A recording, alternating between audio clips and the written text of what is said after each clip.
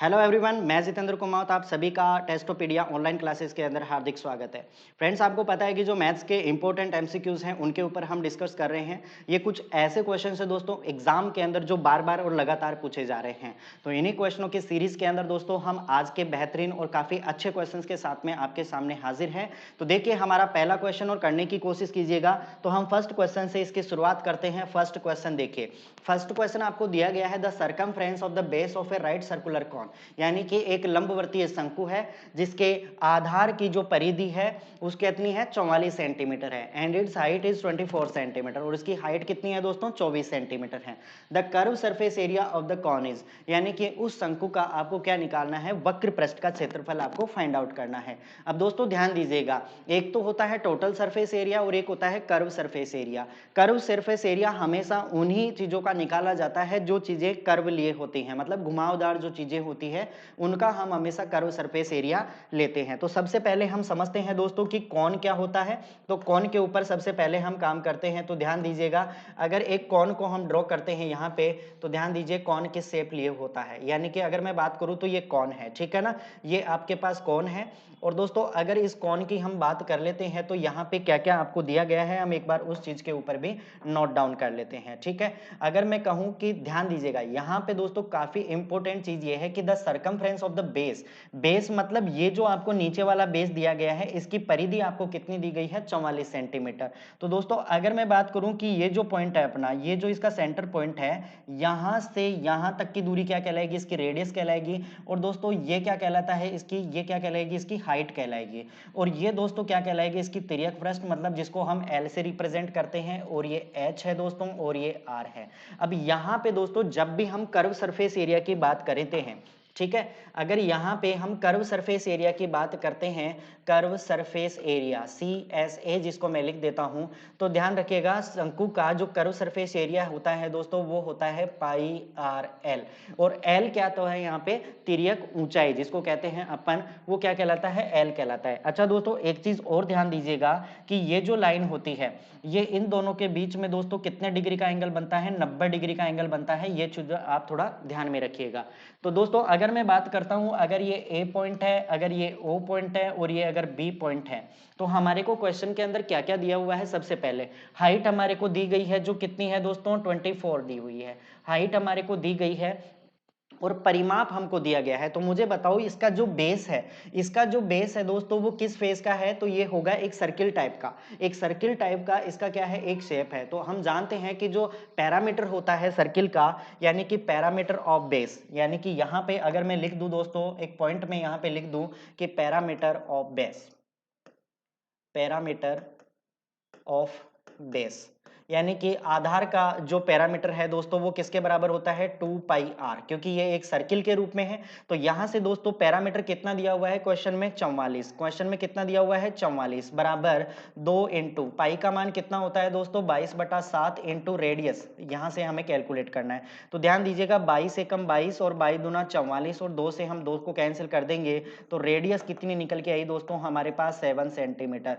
Radius कितनी निकल के आई दोस्तों 7 सेंटीमीटर हमारे पास रेडियस आ गई।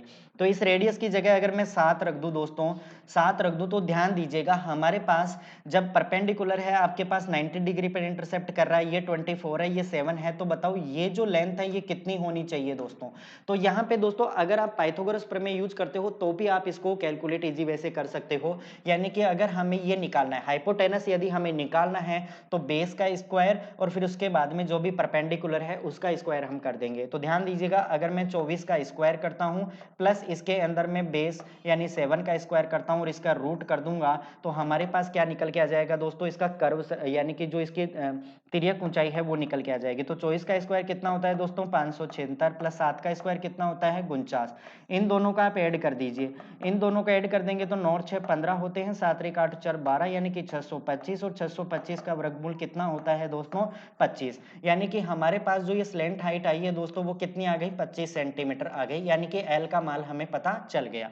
अब सारी चीजें आपको दी गई है, सारी चीजें आपको दी गई है, तो हम यहाँ पे इसको पुट करने की कोशिश करते हैं। तो ध्यान दीजिएगा, पाई का मान कितना लिखेंगे हम, 22/7 इंटू रेडियस आपके पास कितनी है दोस्तों, रेडियस हमने निकाली 7 इंटू आपके पास L मतलब तिर्यक ऊंचाई जो कितनी आई है आपके पास 25 आ गई है। 7 से 7 कैंसिल हुआ दोस्तों। तो यहाँ पे अगर हम आंसर की बात करना चाहें, अगर हम यहाँ पे आंसर की बात करना चाहें तो देखो 25 दूना 50 मतलब 5, 25 दूना 50 और 5 55, यानी कि 550 वर्ग सेंटीमीटर। 550 वर्ग सेंटीमीटर हमारे इस क्वेश्चन का क्या बन जाएगा दोस्तों, आंसर बन जाएगा। क्या बन जाएगा, आंसर बन जाएगा। तो ध्यान दीजिएगा, अगर बेस का पैरामीटर आपको दिया गया है तो बेस क्या होता है, एक सर्किल के फेस का होता है। तो जो बेस का पैरामीटर होगा वो एक सर्किल का पैरामीटर काउंट किया जाएगा, ठीक है ना। तो सर्किल का पैरामीटर क्या होता है, 2πr, जहां से हम r की वैल्यूज फाइंड आउट कर लेंगे, मतलब इसकी रेडियस फाइंड आउट कर लेंगे, जो कितनी आएगी, 7 आएगी। अब आपके पास ये स्लेंट हाइट निकालनी है, तो 24 का स्क्वायर और 7 का स्क्वायर को जोड़ देंगे तो 25 सेंटीमीटर आपके पास क्या आ जाएगा, इसकी तिर्यक ऊंचाई आ जाएगी। अब उसके बाद में हम ये फॉर्मूला यूज कर देंगे दोस्तों, πrl, तो ये आपका आंसर कितना आ जाएगा, 550, ठीक है ना। ये बात समझ में आ गई। तो इस प्रकार के क्वेश्चन भी एग्जाम के अंदर अभी लेटेस्ट पैटर्न में बहुत सारे पूछे जा रहे हैं। चलो दोस्तों, एक पाई चार्ट के ऊपर हम डिस्कस करते हैं, ठीक है। पाई चार्ट को ढंग से पढ़ना है और उसके बाद में क्वेश्चनों का आंसर बिल्कुल आराम से देना है। Study the given graph and answer the question, यानी कि ग्राफ को पढ़िए और आंसर दीजिए आप क्वेश्चनों के। Breakup for distribution and degree wise of students in term of specialisation in different areas, यानी कि विभिन्न क्षेत्रों के अंदर जो स्टूडेंट्स स्टडी कर रहे हैं एमबीए प्रोग्राम के अंदर, ABCDE, उनका विवरण आपको दिया गया है। टोटल नंबर ऑफ स्टूडेंट, यानी कि इसमें टोटल नंबर ऑफ स्टूडेंट कितने हैं, 2100 हैं, ठीक है ना। अब ध्यान दीजिए, ये A है, उसके बाद में अगर मैं बात करता हूं ये B है, ये C है, ये D है और ये E है। सारे के सारे हैं लेकिन डिग्री के अंदर दिया हुआ है। अब हम क्वेश्चन पढ़ते हैं। The number of student specialising in E, यानी कि E में पढ़ने वाले विद्यार्थियों की संख्या, E में पढ़ने वाले विद्यार्थियों की संख्या इज व्हाट परसेंट मोर, कितनी ज्यादा है, then that of student specialising in C, यानी कि C में पढ़ने वाले विद्यार्थियों से कितनी प्रतिशत ज्यादा है। अब दोस्तों ध्यान दीजिएगा, यहाँ पे हमें सारी वैल्यूज किसमें दी गई है, डिग्री में, और पूछा किसमें गया है, परसेंटेज के अंदर पूछा गया है। तो ध्यान दीजिएगा, यहाँ पे मैं आपको एक कॉन्सेप्ट समझाता हूँ, तो वो चीज पे गौर कीजिएगा दोस्तों। अगर मैं बात करता हूँ कि पूरा एक सर्किल होता है, पूरा एक सर्किल होता है दोस्तों, वो कितने डिग्री का होता है, 360 डिग्री का होता है। या मैं कह दूं कि जो पूरी वैल्यूज होती हैं वो अपने आप में क्या होती हैं दोस्तों, 100% होती है। ये बात क्लियर है क्या सभी को। तो पूरा की पूरा एक वैल्यू होता है वो पूरा 100% होता है, और अगर हम पूरी वैल्यू की बात करें तो एक राउंड कितने डिग्री का होता है, 360 डिग्री का होता है।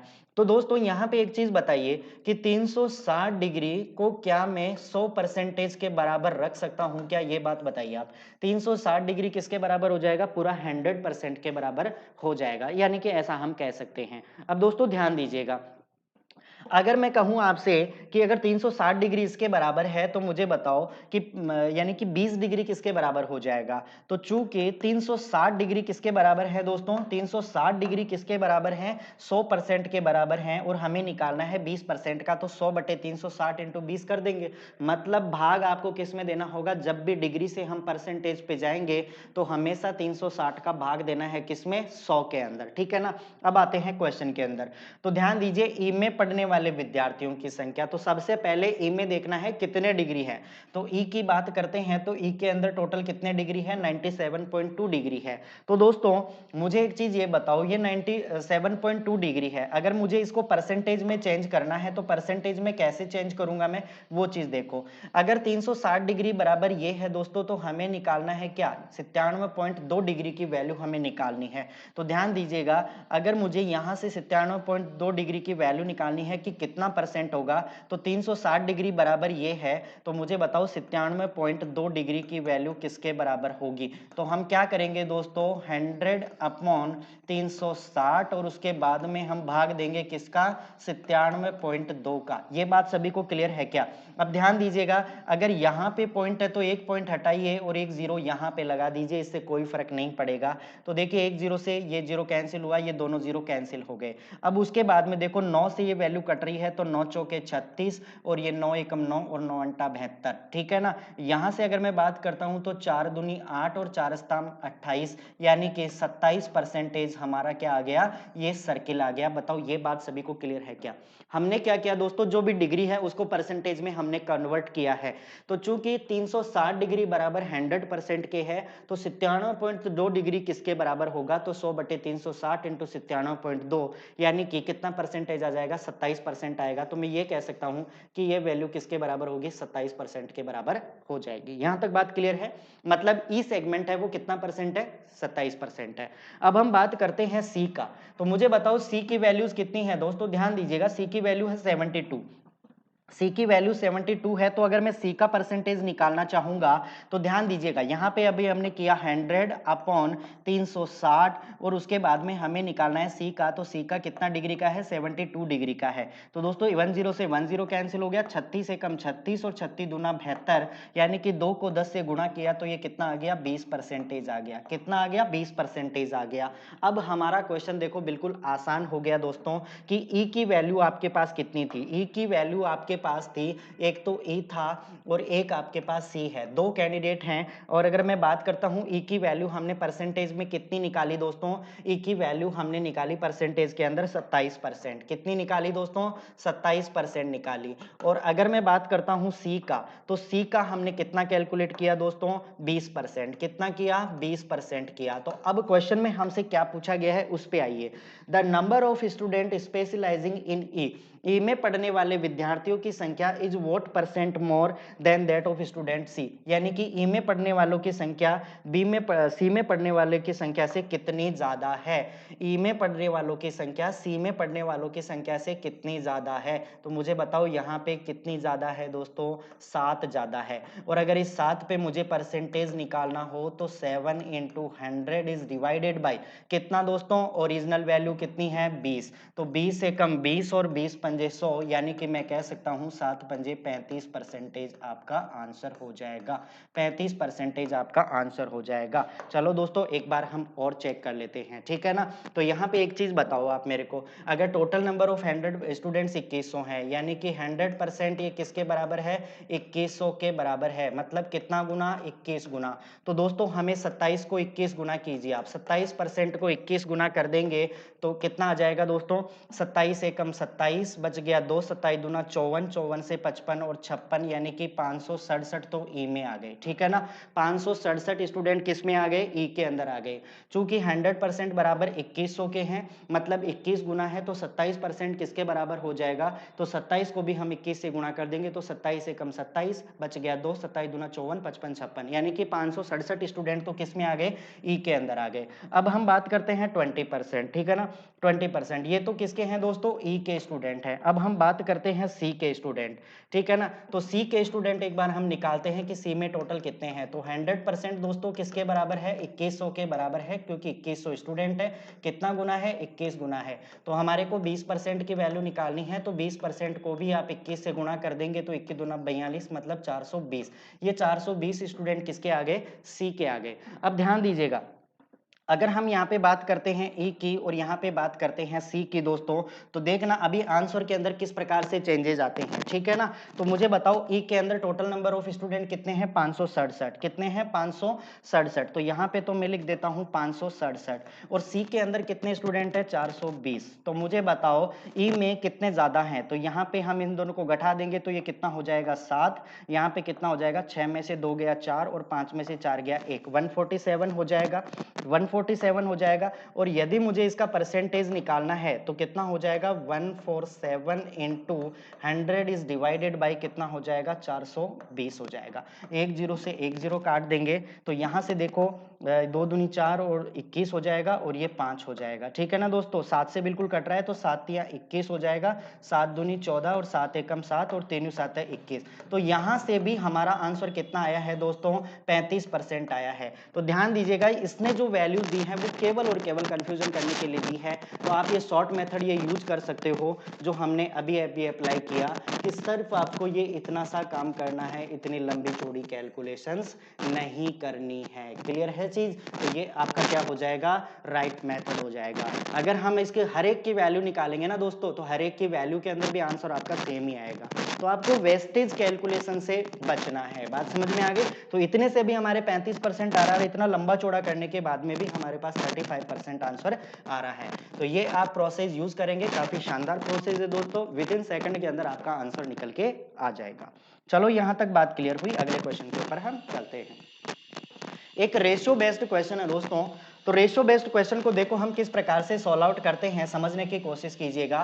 कि आपके पास दिया हुआ है a अनुपात b अनुपात c बराबर दिया हुआ है 1/4 अनुपात 1/3 अनुपात 1/2।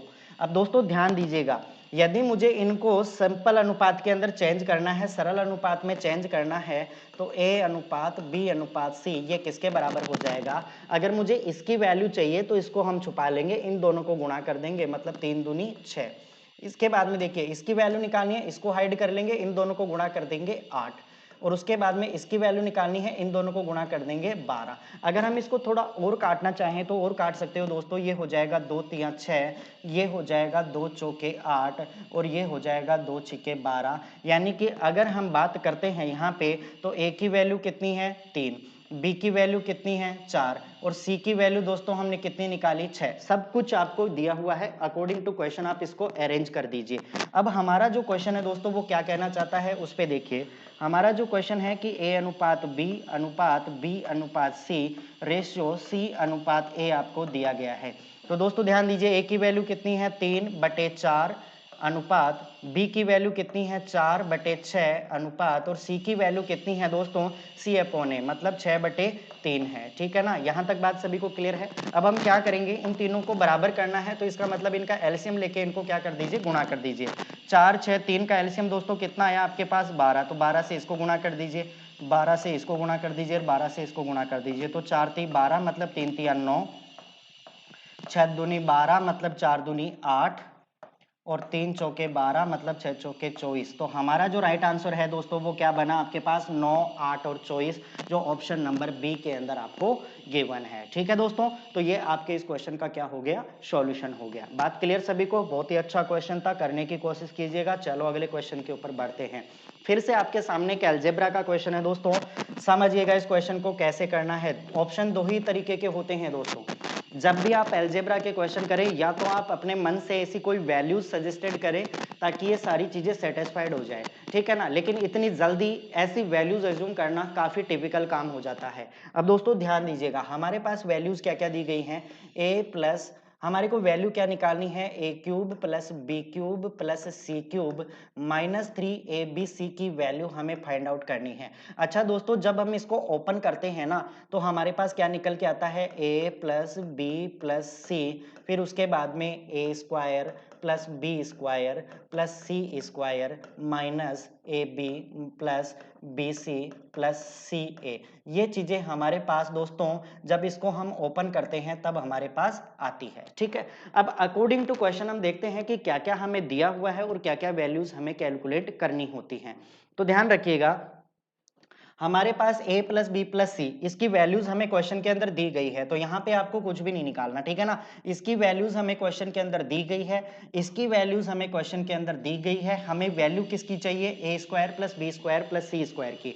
यानी कि यदि हमें A square plus B square plus C square की वैल्यू पता चल जाए दोस्तों, तो इस क्वेश्चन को हम बहुत ही आसान तरीके से कर सकते हैं। अब वो वैल्यू पता कैसे चलेगी, तो दोस्तों ध्यान दीजिएगा, हमारे पास दिया हुआ है a प्लस बी प्लस सी बराबर कितना दिया हुआ है 11। यदि दोस्तों मैं दोनों तरफ स्क्वायर कर देता हूं, यदि मैं दोनों तरफ स्क्वायर कर देता हूं, तो ध्यान दीजिए ऐसा करने से क्या रिजल्ट होता है आपके सामने, कि अगर मैं इसको स्क्वायर करता हूं तो इसको स्क्वायर होता है a square plus B square plus C square plus 2, उसके बाद में A B plus B C plus C A, ये वैल्यूज होती हैं। और अगर मैं 11 का स्क्वायर करता हूं तो ये किसके बराबर हो जाएगा, 121 के बराबर हो जाएगा। अब ध्यान दीजिएगा, यहाँ पे दोस्तों हमें इसकी वैल्यूज तो क्वेश्चन के अंदर दी हुई है ऑलरेडी। तो अगर मुझे A square plus B square plus C square की वैल्यू चाहिए तो इसकी जगह मैं कितना पुट करूंगा दोस्तों, 38 पुट करूंगा। 38 को 2 से गुणा किया 76, और 76 को 121 में से घटा दूंगा। 180 में से यदि मैं 76 को घटा दूंगा दोस्तों तो हमारे पास कितना आ जाएगा, 45। तो अगर मैं बात करता हूं कि इसकी वैल्यू हमारे पास कितनी आई, 45, A square plus B square plus C square की वैल्यू। तो इतना हमने कैलकुलेट कर लिया। अब तो सारी चीजें आपको दी गई है, बस इसके अंदर आप अरेंज कर दीजिए, ठीक है ना। सारी चीजें आपको दी गई है, इसके अंदर अरेंज कर दीजिए। तो अरेंज कैसे करेंगे वो चीज देखिए आप। a प्लस बी प्लस सी, उसकी जगह मैं क्या रखूंगा, 11, यानी कि हमें निकालना है A cube plus B cube minus 3abc। A cube plus B cube plus C cube minus 3abc की वैल्यू हमें निकालनी है दोस्तों। तो हम क्या करेंगे, a प्लस बी प्लस सी, इसकी जगह में कितना रखूंगा, 11। फिर उसके बाद में देखिए इनटू, फिर उसके बाद में देखो A square plus B square plus C square, उसकी वैल्यू हमने कितनी निकाली दोस्तों, 45। तो इसकी जगह मैं 45 रख देता हूं, बिल्कुल हमने रख दिया। फिर उसके बाद में minus A B plus B C plus C A, जिसकी वैल्यू क्वेश्चन में कितनी दी हुई है दोस्तों, 38। ये 38 को हमने यहाँ पे रख दिया, ठीक है ना। मैं डायरेक्ट वैल्यू रख रहा हूँ क्योंकि फॉर्मूला हमने यहाँ पे लिख लिया है। अब देखिए 11 इंटू 45 में से 38 घटाया 7, तो गिरे को 7 से गुणा करेंगे तो कितना आ जाएगा आपके पास, 77। यानी कि हमारे इस क्वेश्चन का जो रिजल्ट है दोस्तों वो कितना है, 77 आपके इस क्वेश्चन का राइट आंसर होगा। ठीक है दोस्तों, काफी अच्छा क्वेश्चन है। तो चलो फिर अगले क्वेश्चन की ओर बढ़ते हैं। आपको फॉर्मूलेज पता होना चाहिए। फिर से आपके पास एक कौन का क्वेश्चन है दोस्तों, एक लंबवर्तीय शंकु के आधार का क्षेत्रफल 81 पाई वर्ग सेंटीमीटर है और इसकी ऊंचाई 12 सेंटीमीटर है। तो इसके वक्र पृष्ठ का क्षेत्रफल आपको कैलकुलेट करना है। अब दोस्तों यहाँ पे भी आपको ध्यान में रखना है कि सेम वो का वही क्वेश्चन है, यहाँ पे कुछ भी आपको डिफरेंट नहीं दिया गया है। तो चलो हम इस क्वेश्चन को बनाने की कोशिश करते हैं, ठीक है ना। ये हमारे पास एक शंकु है, क्लियर ये बात सभी को। ये शंकु है, ये इसका ए पॉइंट है, ये इसका सेंटर पॉइंट है, और सेंटर से अगर हम इसको मिला देते हैं तो ये रेडियस कहलाती है। और ये हमारे पास इसकी जो स्लेंट हाइट है वो आ गई, और ये इसका तिर्यक पृष्ठ का क्षेत्रफल, यानी कि ये आ गया हमारे पास L। अब हमें कुल मिला के जो हमने प्रीवियस क्वेश्चन किया है सेम वैसे की वैसे ही आपको यहाँ पे ये कैलकुलेट करना होगा। तो उसके लिए हम सबसे पहले जो हिंट दिया है उसका हेल्प लेंगे। एक लंबवर्तीय शंकु के आधार का क्षेत्रफल, आधार का क्षेत्रफल मतलब आधार कैसा है, सर्किल के टाइप का। तो अगर हम एरिया ऑफ बेस, आधार का क्षेत्रफल, आधार का क्षेत्रफल क्या होगा दोस्तों, पाई आर स्क्वायर। क्यों, क्योंकि जो इसका आधार है वो कैसा है, सर्किल के फॉर्मेट का है, और सर्किल का जो एरिया होगा वही इसके बेस का एरिया होगा। तो अगर मैं एरिया ऑफ बेस यानी कि आधार का क्षेत्रफल की बात करता हूं तो ये कितना है, 81 पाई। कितना है, 81 पाई। ये बराबर हो जाएगा दोस्तों पाई आर स्क्वायर के। तो देखो पाई से पाई कैंसिल हुआ, आर स्क्वायर की वैल्यू 81 के बराबर है, तो आर की वैल्यू किसके बराबर होगी दोस्तों, 9 के बराबर होगी।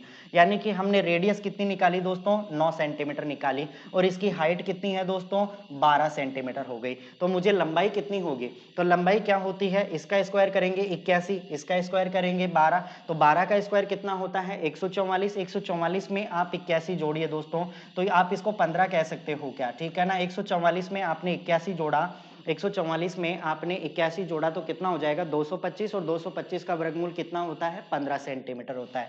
तो जब आपने इसकी स्लेंट हाइट निकाल ली दोस्तों, तो उस कंडीशन के अंदर आपको पूछा गया है वक्र पृष्ठ का क्षेत्रफल, यानी कि curve surface area. Curve surface area of a cone वो क्या होता है दोस्तों, pi into R into L. अब ध्यान दीजिएगा, यहाँ पे सारे के सारे ऑप्शन पाई फॉर्मेट में है, मतलब पाई को आपको बिल्कुल सेम रखना है, ठीक है ना। तो पाई इंटू रेडियस, रेडियस कितनी निकाली, 9 इंटू हाइट कितनी है आपके पास, 15। तो 15 को 9 से गुणा करेंगे, 135 पाई। कितना हो जाएगा, 135 पाई। ये आपके इस क्वेश्चन का क्या बन जाएगा, राइट आंसर बन जाएगा। ठीक है दोस्तों, बात सभी को क्लियर है। तो बिल्कुल फॉर्मूला बेस्ड क्वेश्चन है, यहाँ पे किसी भी प्रकार की कोई समस्या आपको नहीं होनी चाहिए। तो चलो अगला क्वेश्चन करते हैं। एक कंपाउंड इंटरेस्ट का क्वेश्चन है दोस्तों। कंपाउंड इंटरेस्ट का क्वेश्चन है कि 20,000 रुपए का 15% की दर से 2/3 वर्ष का आपको क्या निकालना है, चक्रवृद्धि ब्याज निकालना है। अब दोस्तों ध्यान दीजिएगा, अगर मैं कहूं कि 2 सही 1/2 वर्ष, 2 सही 1/2 वर्ष की बात करते हैं तो ये जो 2 साल है दोस्तों ये कंप्लीट है। ये जो 2/3 आपको दिया हुआ है ये तीसरे साल का है, ठीक है ना, तीसरे साल का है। तो अगर हम 2 साल का कंपाउंड इंटरेस्ट निकालना चाहें दोस्तों, तो 2 साल के कंपाउंड इंटरेस्ट के लिए मैंने आपको बताया आप 2:1 फॉर्मूला यूज कर सकते हो ओनली फॉर 2 ईयर्स। तो आपके पास अमाउंट कितना है, 20,000 रुपए है। इस 20,000 का सबसे पहले आप 15% कैलकुलेट कीजिए दोस्तों, तो कितना हो जाएगा आपके पास, 3,000 हो जाएगा। और इस 3,000 का फिर से आप 15% निकाल देंगे तो कितना हो जाएगा दोस्तों, 450 हो जाएगा। अब आपको कुछ भी नहीं करना, बस इन दोनों को गुणा कीजिए। 3,000 को 2 से गुणा करेंगे 6,000, और उसके बाद में 450 को 1 से गुणा करेंगे 450, और इन दोनों को जब जोड़ देंगे तो 6,450, मतलब 2 सालों का चक्रवृद्धि ब्याज हमारे पास क्या आ गया, 6,450 रुपए आ गया। अब आपको करना क्या है दोस्तों, हमें तीसरे साल के ऊपर काम करना है। तो ध्यान दीजिएगा, 1 साल के लिए चक्रवृद्धि ब्याज और साधारण ब्याज दोनों क्या होते हैं दोस्तों, बराबर होते हैं, ठीक है ना। ओनली फॉर 1 ईयर, 1 साल के लिए compound interest and simple interest are equal, बराबर होते हैं। तो कंपाउंड इंटरेस्ट निकालो या फिर सिंपल इंटरेस्ट निकालो, बात एक ही होता है। तो अगर मैं बात करता हूं यहाँ पे नेक्स्ट ईयर के लिए, तीसरे साल के लिए आपके पास जो अमाउंट है, ठीक है ना, तीसरे साल के लिए जो प्रिंसिपल अमाउंट है दोस्तों वो क्या रहेगा। तो ध्यान दीजिएगा, हमारे पास 20,000 रुपए तो थे, और उसके अंदर दोस्तों ये 6,450 रुपए और जोड़ दूंगा तो हमारे पास कितना बन जाएगा, 26,450, 2,450 रुपए हो जाएंगे। रेट ऑफ इंटरेस्ट आपके पास कितना है, 15%, और ड्यूरेशन कितना है आपके पास, 2/3 वर्ष, कितना है, 2/3 वर्ष है। क्लियर ये बात, क्वेश्चन के अंदर दिया हुआ है। अब 1 साल के लिए हम क्या करेंगे दोस्तों, साधारण ब्याज निकाल देंगे, साधारण ब्याज निकाल देंगे। तो साधारण ब्याज मतलब सिंपल इंटरेस्ट, ये किसके बराबर होता है, P into R into T is divided by कितना होता है, 100। तो P का मान कितना है, 26,450, तो मूलधन इंटू उसके बाद में दर कितना है, 15, इंटू समय आपके पास कितना है, 2/3, और उसके बाद में बटा 100। तो ध्यान दीजिए, 1 0 से 1 0 कटा, 3 से 1 कटा 5 बार, 5 दूनी 10, 10 से ये कट गया, मतलब आपके पास जो 2/3 साल का जो साधारण ब्याज है वो कितना आ गया, 2645 रुपीज आ गया। अब इसने पूछा है टोटल 2 सालों का ब्याज कितना हुआ, तो दोस्तों इन दोनों को आप ऐड कर दीजिए, इन दोनों को आप क्या कर देंगे, ऐड कर देंगे। इन दोनों को ऐड कर देंगे तो देखो 5 यहाँ पे आ गया, 5 यहाँ पे आ गया, फिर उसके बाद में 5 और 4 कितने आ गए, 9 आ गए, फिर उसके बाद में 6 और 4 कितना आ गया, 10 आ गया, और 6 2 8 और 1 कितना आ गया, 9 आ गया, मतलब 9,095 रुपए आपके पास 2 सही 2/3 साल का क्या आ गया दोस्तों, कंपाउंड इंटरेस्ट आ गया, ठीक है ना। तो ये बिल्कुल ये चीजें ऑब्जर्वेशन की है दोस्तों, इतना लंबा चौड़ा कैलकुलेशन आप तभी कर पाओगे जब प्रैक्टिस की कहीं ना कहीं पे कमी होती है। तो आप इन पर रेगुलर प्रैक्टिस करते रहें ताकि आपको ये जो वेस्टेज चीजें हैं ये लिखने की रिक्वायरमेंट ना हो, और मैक्सिमम कैलकुलेशन लगभग 99% कैलकुलेशन आपके दिमाग में होनी चाहिए, केवल 1% हमें कॉपी के अंदर काम करना होता है, ठीक है। चलो दोस्तों नेक्स्ट एंड फाइनल क्वेश्चन के ऊपर बात करते हैं हम। फाइनल क्वेश्चन है कि आपके पास एक रेगुलर पॉलीगन है, मतलब एक समबहुभुज है जिसके अंदर 16 भुजाएं हैं, ठीक है ना, 16 साइड है। What is the measure of its each interior angle, इसने कहा है कि ईच इंटीरियर प्रत्येक अंतः कोण का मान कितना होगा। तो दोस्तों जब भी हम रेगुलर पॉलीगन की बात करते हैं और रेगुलर पॉलीगन के अंदर जब भी आपको ईच इंटीरियर एंगल निकालना हो, ईच इंटीरियर एंगल,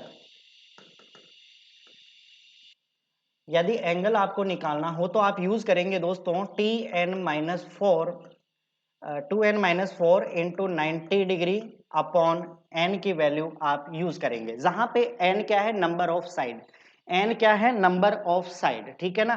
तो यहां पे मैं लिख देता हूं दोस्तों कि n क्या है, n बराबर है नंबर ऑफ साइड, भुजाओं की संख्या, नंबर ऑफ साइड, ये आपके पास है n की वैल्यू। क्लियर है चीजें।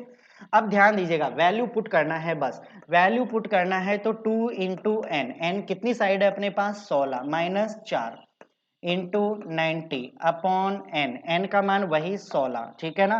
तो ये कितना हो गया, 32, 32 में से 4 घटाएंगे 28, 28 इंटू 90 बटे कितने होंगे, 4 हो जाएगा। क्लियर, 4 से ये कट गया 7 बार हो गया, सॉरी 16 आएगा यहाँ पे, तो 4 चौके 16, 4 सताम 28, ये दो बार कटा और ये कितना हो गया 45। 45 को 7 से गुणा करेंगे, 7 पंजे 35, बच गया 3, 7 चौके 28 और 3 31/2 हो जाएगा। अब इसको जब हम सॉल्व कर रहे होंगे तो 2 एकम 2, 2 पंजे 10 और ये 2 सताम 14 और बच गया आपके पास 1/2, यानी कि 157 से ही 1/2। ठीक है, सॉरी 157 से ही 1/2 हो जाएगा। क्लियर है बात? यहाँ पे आप 2 कर लीजिएगा। ठीक है, तो ये आपके इस क्वेश्चन का क्या बन जाएगा, राइट आंसर बन जाएगा। क्लियर है दोस्तों, सभी को ये बात क्लियर है? तो आज के लिए हम सेशन को यहीं पे समाप्त करते हैं।